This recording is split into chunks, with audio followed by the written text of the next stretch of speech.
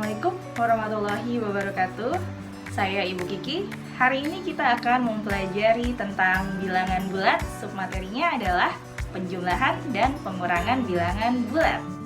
Tahukah kalian, ada seekor burung bernama Imperial Cormorant yang mampu menyelam hingga kedalaman 50 meter di bawah permukaan air laut untuk mencari makanan. Jika burung kormoran terbang di atas permukaan laut setinggi 80 meter dan ikan buruannya berada di bawah permukaan air laut sedalam 50 meter, kira-kira berapa ya jarak antara burung dengan ikan? Untuk mengetahui bagaimana cara menghitung jarak antara burung dengan ikan, mari kita sama-sama menyimak penjelasan berikut ini. Selisih antara dua bilangan bulat itu sama dengan jarak antara dua bilangan bulat tersebut pada garis bilangan. Selisih 1 dengan 4 bisa kita simbolkan dengan ilustrasi berikut ini. Ada Udin dan Soleh. Udin berdiri di angka 4, Soleh berdiri di angka 1. Berapakah jarak antara Udin dengan Soleh? Nah, kita hitung sama-sama ya. 1, 2, 3. Berarti jarak antara Udin dengan Soleh adalah 3. Atau bisa kita tulis selisih antara Udin dan Soleh, karena Udin itu nilainya 4, Soleh itu 1, maka selisihnya bisa ditulis 4 dikurangi 1 sama dengan 3. Kembali ke soal tentang burung kormoran dan ikan yang tadi ya. Burung kormoran tadi terbang di atas permukaan air laut setinggi 80 meter. Sedangkan ikannya atau buruannya berada di bawah permukaan air laut sedalam 50 meter. Karena burung kormoran berada di 80 meter di atas permukaan air laut, berarti burung kormoran menempati bilangan bulat atau garis bilangan bulat sebelah kanan yang bernilai positif. Sedangkan ikan, karena dia berada di 50 meter di bawah permukaan air laut, maka kita letakkan ikannya di bilangan bulat atau garis bilangan sebelah kiri yang bernilai negatif. Setelah itu, karena kita sudah mengetahui letak atau posisi burung dengan ikannya, nah sekarang mudah dong kita menghitung bagaimana selisih atau jarak antara burung dengan ikan. Yuk kita hitung sama-sama berapa jaraknya ya. 1, 2, 3, 4, 5, 6, 7, 8, 9, 10, 11, 12, 13. Berarti jarak antara burung kormoran dengan ikan yaitu 130 meter. Kalau kita tuliskan dengan cara matematika seperti apa ya? Selisih burung dan ikan bisa kita tulis dengan cara 80 meter dikurangi negatif 50 meter. Hasilnya adalah 130 meter. Bagaimana? Mudah bukan? Setelah kalian mengetahui bagaimana cara menghitung selisih atau jarak dari dua buah bilangan bulat, sekarang Ibu akan mengajari kalian bagaimana cara menghitung penjumlahan dan pengurangan pada bilangan bulat dengan bantuan garis bilangan. Tapi sebelumnya, kita simak dulu yuk aturan yang berlaku ketika kita akan menghitung penjumlahan dan pengurangan bilangan bulat dengan bantuan garis bilangan. Aturan yang pertama, positif berarti maju, negatif artinya mundur. Jika kalian bertemu tanda positif dan negatif secara bersebelahan, maka yang digunakan adalah tanda negatif. Jika kalian bertemu tanda negatif dengan negatif bersebelahan, maka yang digunakan adalah tanda positif. Ibu ulangi ya. Positif artinya maju, negatif artinya mundur, positif ketemu negatif artinya negatif, negatif ketemu negatif artinya positif. Mari kita simak soal nomor 1. Nomor 1 soalnya adalah 2 ditambah 3. Pasti mudah dong. Jawabannya pasti 5. Tapi bagaimana aplikasinya pada garis bilangan? Kita lihat. Misalnya Udin berada di garis bilangan 2. Kemudian ditambah 3. Tadi kita ingat, ditambah artinya maju. Nah, Udin maju 3 langkah. 1, 2, 3. Nah, berada di posisi berapa Udin saat ini? 5. Berarti 2 ditambah 3 hasilnya adalah 5. Soal nomor 2, mari kita perhatikan. Soalnya adalah 5 ditambah negatif 4. 5 ditambah negatif 4 artinya adalah Udin berada di posisi 5 sebelumnya. Kemudian ditambah negatif. Ditambah negatif artinya tanda plus ketemu dengan tanda negatif. Plus ketemu min hasilnya adalah min. Berarti 5 dikurangi 4. Kalau ketemu negatif artinya apa? Udin harus mundur. Mundur sebanyak 4 langkah. 1, 2, 3, 4. Nah, Udin berarti sekarang ada di posisi keberapa? Posisi 1. Sehingga 5 ditambah negatif 4 hasilnya adalah 1. Mari kita simak soal nomor 3. Negatif 4 ditambah 2. Negatif 4 ditambah 2. Udin berada di posisi negatif 4. Kemudian ditambah 2. Tambah artinya Udin maju.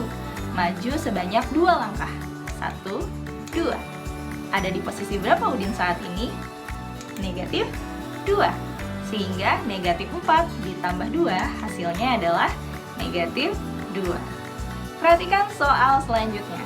Negatif 2 ditambah negatif 3. Berarti posisi Udin mula-mula ada di negatif 2. Kemudian tambah ketemu negatif. Tambah ketemu negatif. Berarti tandanya menjadi min. Min 2 dikurangi 3. Sehingga Udin harus mundur 3 langkah. 1, 2, 3. Ada di posisi berapa Udin saat ini? Ya, negatif 5. 2 dikurangi negatif 3. Udin mula-mula ada di posisi 2. Kemudian negatif ketemu negatif. Negatif ketemu negatif artinya adalah positif.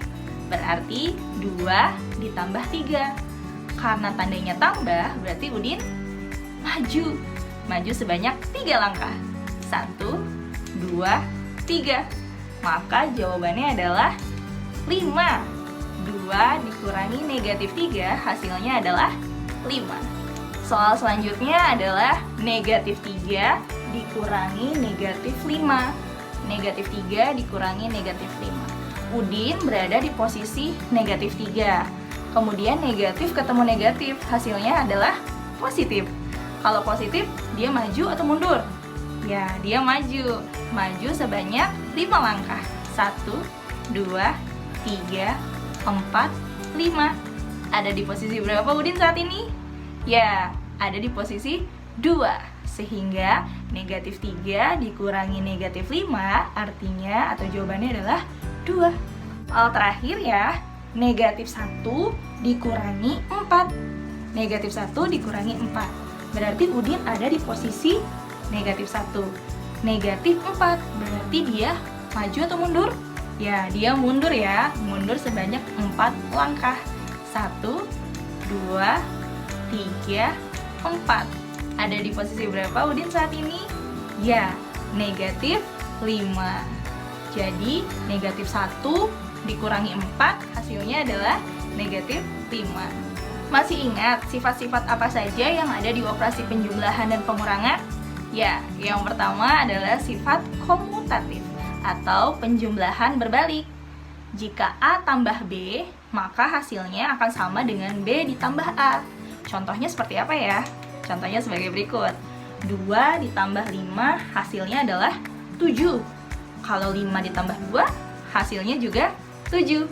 Berarti dalam penjumlahan, sifat komutatif berlaku. Apakah sifat ini berlaku juga di pengurangan? Mari kita simak contoh di bawahnya. Contohnya adalah 5, 2 dikurangi 5 sama dengan negatif 3. Bagus. Kalau 5 dikurangi 2, jawabannya 3. Apakah negatif 3 dengan 3 itu sama? Tentu saja berbeda. Sehingga untuk komutatif tidak berlaku ya pada operasi pengurangan. Sifat yang kedua pada operasi penjumlahan dan pengurangan bilangan bulat adalah sifat asosiatif atau penjumlahan berkelompok. Yang dimaksud dengan penjumlahan asosiatif itu yang seperti ini nih, yang ada di dalam kotak. A ditambah dalam kurung B tambah C tutup kurung akan sama dengan A dalam kurung A ditambah B tutup kurung ditambah C. Jadi jawabannya harus sama. Mari kita perhatikan contohnya. 3 ditambah dalam kurung 8 ditambah 2 tutup kurung, hasilnya adalah 3 ditambah 10. Hasilnya adalah 13. Apakah sama jika penjumlahannya kita dahulukan yang depannya? 3 ditambah 8 ditambah 2. 3 ditambah 8, 11. 11 ditambah 2, jawabannya 13. Jadi jawabannya sama. Jadi untuk penjumlahan berlaku sifat asosiatif. Apakah sifat ini berlaku juga pada pengurangan? Yuk kalian simak contohnya. Apakah jawaban atas dengan bawahnya sama? Yang atasnya negatif 3 ya, yang bawahnya negatif 7. Berarti untuk pengurangan, sifat asosiatif tidak berlaku. Kita masuk ke masalah yang kedua. Tentukan hasil dari 1 ditambah 2 ditambah 3 ditambah titik-titik ditambah 48, 49, dan tambah 50. Hasilnya berapa ya? Baik, untuk penyelesaian di masalah ketiga ini, kita bisa menggunakan sifat komutatif. Caranya bagaimana? Caranya yaitu dengan menjumlahkan 1 dengan 50. Hasilnya berapa? Ya, betul 51. Kemudian kita jumlahkan 2 dengan 49. Hasilnya juga sama, 51. 3 dengan 48. Hasilnya juga 51. Nah, kalau kita jumlahkan semuanya dengan cara yang sama, angka yang akan kita peroleh adalah 51. Pertanyaannya, ada berapa banyak angka 51-nya? Dari 1 sampai 50, kalau kita pasangkan dua-dua, maka akan ada 25 pasangan.